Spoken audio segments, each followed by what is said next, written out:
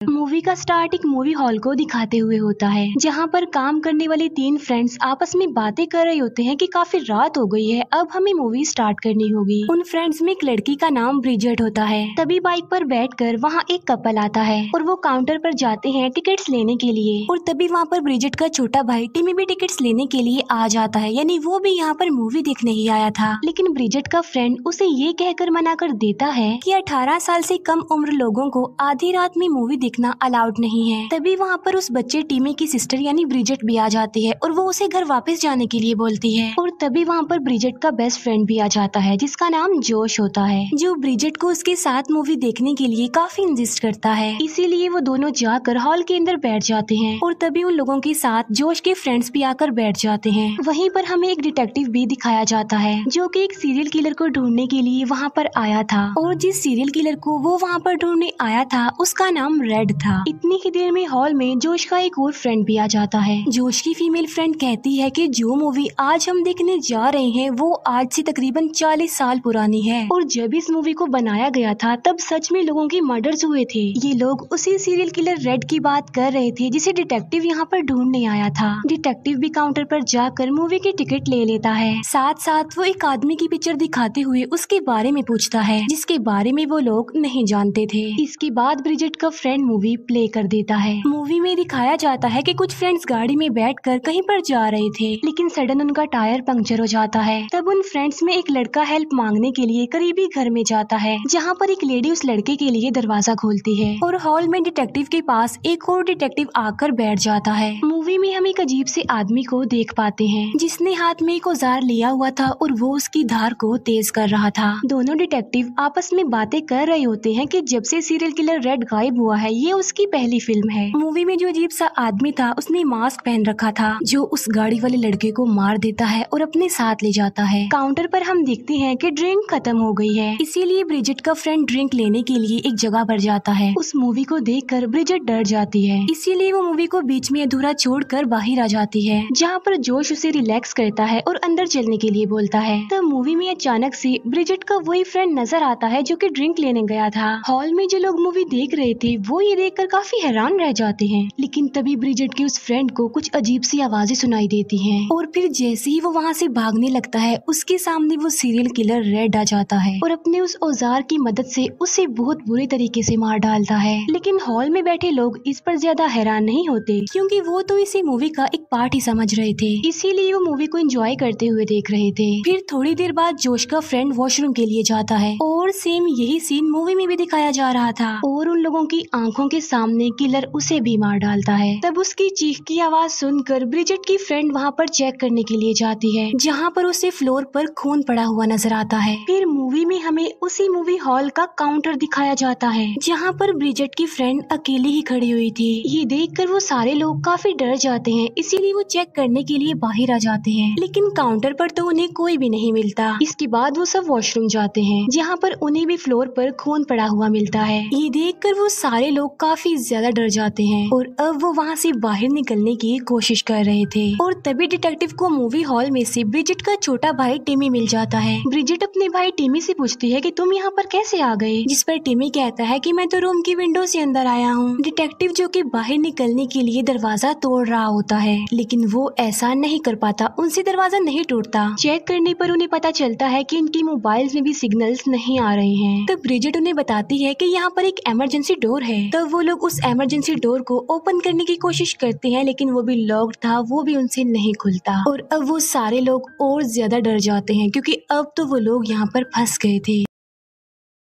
जहाँ पर डिटेक्टिव उन्हें समझाने की कोशिश करता है कि अगर हमने अपनी जान बचानी है तो हमें साथ में रहना होगा, और वो उन लोगों को 5 साल पहले होने वाले एक इंसिडेंट के बारे में भी बताता है कि एक मेंटल हॉस्पिटल में एक रेड नामी पेशेंट था, जो पिछले कई सालों से एक सीरियल किलर वाली मूवी ही देख रहा था, जहाँ वो इस सीरियल किलर वाली स्लैशर मूवी को देखकर अपना हाथ ही दांतों से काट लेता है। फिर वो अपने ही खून से फ्लोर पर कुछ लिखता है और वहाँ से गायब भी हो जाता है। और सुबह को उस हॉस्पिटल में सिवाय खून की और कुछ भी नजर नहीं आ रहा था। असल में रेड सीरियल किलर बन चुका था, जो कि एक साइको सीरियल किलर था, जिसने हॉस्पिटल के सारे लोगों को मार दिया और फिर वहाँ से भाग गया। फिर जब वो सारे लोग सीरियल किलर के बारे में बातें कर रहे होते हैं तब ब्रिजिट का भाई टिमी हॉल में चला जाता है, जिसे वो किलर देख लेता है, जो टिमी को मारता नहीं बल्कि उसको लाकर सब लोगों के सामने फेंक देता है और खुद भी सबके सामने आ जाता है। फिर दूसरा डिटेक्टिव उस किलर को समझाने की कोशिश करता है कि देखो तुम बिल्कुल रिलैक्स हो जाओ, हम सब कुछ ठीक कर देंगे।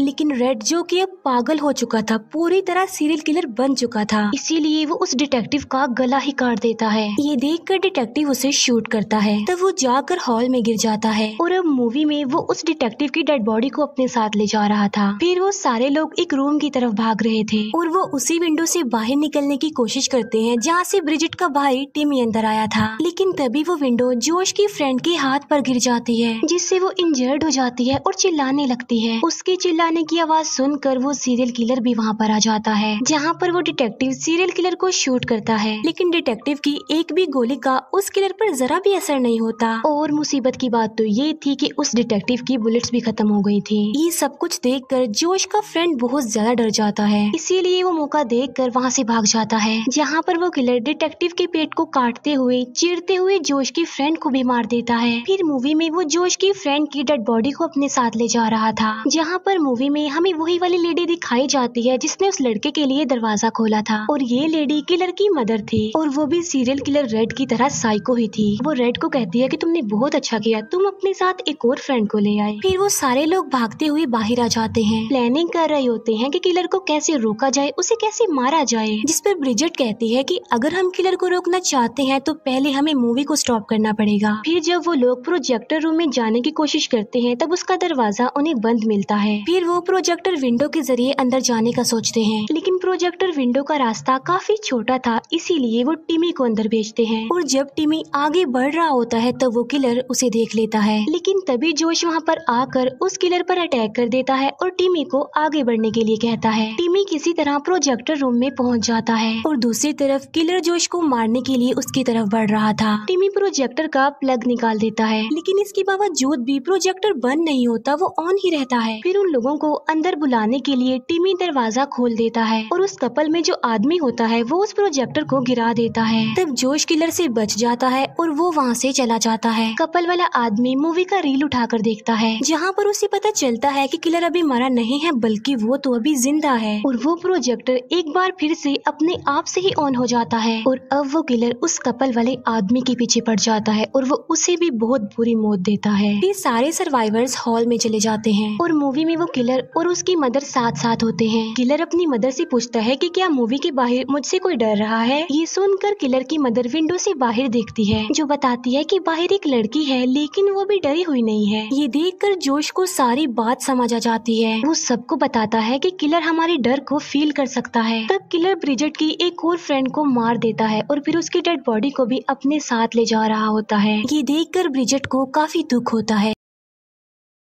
जोश का फ्रेंड तो ये देखकर डर जाता है और वो हॉल से बाहर चला जाता है। फिर किलर जब देखता है कि टिमी अकेला है तो वो उसका पीछा करता है, लेकिन तभी टिमी वहाँ से भाग जाता है और जोश के फ्रेंड से टकरा जाता है और अब किलर जोश के फ्रेंड को पकड़ लेता है, जहाँ पर वो किलर अपने उसी टूल को इलेक्ट्रिसिटी में लगा देता है, जहाँ पर उन दोनों को बहुत जोर से इलेक्ट्रिक शॉक लगते हैं, जिससे जोश का फ्रेंड बुरी तरह करंट लगने से जल कर मर जाता है। लेकिन किलर को इस करंट से कुछ भी नहीं होता। जोश को काफी गुस्सा आ जाता है और अब वो किलर को मारने के लिए जाता है, लेकिन तभी वो किलर वहाँ से गायब हो जाता है। इसीलिए जोश वापस रूम में आ जाता है और जो कुछ वो वहाँ पर देखता है उसे देखकर वो शॉक्ड रह जाता है, क्योंकि उस किलर ने ब्रिजिट को प्रिजनर बनाया हुआ था और वो बस उसे मारने ही वाला था। फिर वो किलर अपना टूल जोश की तरफ फेंकता है और उसकी आंख फोड़ देता है। ये देखकर ब्रिजिट बहुत ज्यादा डर जाती है। वो भागकर एक रूम में आ जाती है और खुद को वहाँ पर लॉक कर लेती है और जोश की ऐसी हालत देखकर काफी रोती है। और अब किलर टिमी के पीछे पड़ गया था, उसे हर जगह ढूंढ रहा था, लेकिन टिमी तो हॉल में छुपा हुआ था और इतनी ही देर में वहाँ पर ब्रिजिट भी आ जाती है, जो अपने भाई टिमी को समझाती है कि हमें डरना नहीं चाहिए क्योंकि हमारा डर ही हमारा वीक पॉइंट है, और अगर हम उस किलर से नहीं डरेंगे यानी हम अपने डर पर कंट्रोल रख लेंगे तो वो किलर हमारा कुछ भी नहीं बिगाड़ सकेगा। फिर वो दोनों सिबलिंग्स अपनी आंखें बंद करके वहीं हॉल में ही बैठ जाते हैं और अब मूवी में वो सारा हॉल नजर आता है, वो सिबलिंग्स भी नजर आते हैं, जहाँ पर किलर उन्हें देख लेता है और वहाँ पर आकर उन्हें डराने की काफी कोशिश करता है, लेकिन उन दोनों ने तो अब क्योंकि अपनी आंखें बंद की हुई थी इसीलिए वो नहीं डरते। ये देखकर वो किलर जैसे ही वहाँ से जाने लगता है, ब्रिजेट डर कर अपनी आंखें खोलती है। तब किलर को इस बारे में पता चलता है और वो ब्रिजेट को अपने साथ अपनी मूवी में ले जाता है। ब्रिजेट खुद को एक रूम में बंद पाती है जहाँ पर वो किलर अपने उस औजार की धार को तेज कर रहा था। फिर किसी तरह ब्रिजेट उस रूम से बाहर आ जाती है। वो देखती है कि एक रूम में बहुत सारे लोगों को कैद करके रखा गया है और वो सारे लोग इंजर्ड थे और कुछ तो उनमें मर भी चुके थे और ये सब कुछ उस किलर का ही काम था। वहीं पर ब्रिजेट को जोश भी दिखाई देता है जो कि अभी जिंदा था, इसीलिए वो उसके पास जाती है। लेकिन तभी उस किलर की मदर वहाँ पर आकर ब्रिजेट को बेहोश कर देती है। फिर ब्रिजेट को जब होश आती है तो वो खुद को बंधा हुआ पाती है। वो देखती है कि उसके साथ उसके भाई को भी बांधा गया है। तब किलर ब्रिजेट के पास आकर उसे पहले तो डराता है और फिर कहता है कि मैं तुम्हें इतनी आसान मौत नहीं देने वाला, मैं तो तुम्हें तड़पा तड़पा कर मारूंगा। ये कहकर वो उसके एक पैर के नेल्स उखेड़ने लग जाता है, जिससे वो दर्द की वजह से बहुत ज्यादा चिल्लाती है। तब एक एक करके किलर उसके पैर के सारे नेल्स उखेड़ देता है और फिर किलर जब उसके दूसरे पैर के नेल्स उखेड़ता है तब वो बिल्कुल भी नहीं डरती, बिल्कुल भी नहीं चिल्लाती, बल्कि वो इस पेन को भी बेयर करती है और अपने डर पर भी काबू रखती है। ये देखकर किलर को बहुत ज्यादा गुस्सा आता है कि ना तो ये मुझसे डर रही है और ना ही दर्द की वजह से चिल्ला रही है, इसीलिए किलर उसे नीचे फेंक देता है। इसी दौरान ब्रिजेट के हाथ में एक नोकदार चीज लग जाती है, इसीलिए वो मौके का फायदा उठाकर उस किलर को स्टैब कर देती है। फिर वो टिमी को लेकर वहाँ से बाहर आ जाती है, लेकिन उनके बाहर निकलने से पहले ही किलर की मदर ब्रिजेट को पकड़ लेती है और वो उसका गला दबाकर उसे मारने की कोशिश करती है। लेकिन तभी पीछे से टिमी उस लेडी पर अटैक करके उसे मार डालता है। फिर वो सिबलिंग्स घर से बाहर आकर भागने लगते हैं, लेकिन किलर ने तो अभी भी उनकी जान नहीं छोड़ी थी और वो उनके पीछे पड़ जाता है। भागते भागते टिमी का पैर फिसल जाता है और वो गिर जाता है।